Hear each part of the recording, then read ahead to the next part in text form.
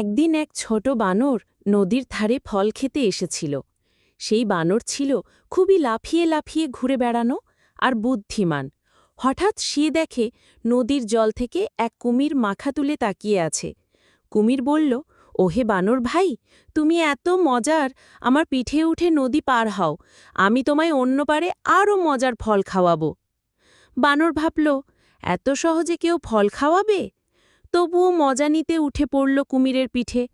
মাঝ নদীতে কুমির বলে উঠল, আসলে আমি তোমাকে খেতে চাই, আমার রাজা বানরের হৃদয় চাই। বানর চুপ করে থাকে না। সে বলে, ও, কেন আগে বলেননি? আমি তো আমার হৃদয় গাছে রেখে এসেছি, ফিরে চলুন, নিয়ে আসি। কুমির বোকার মতো নদীর ধারে ফিরে আসে, আর সেই ফাঁকে বানর গাছে লাফিয়ে উঠে যায়। সে বলে, বোকা কুমির, হৃদয় কি শরীরের বাইরে রাখা যায় নাকি?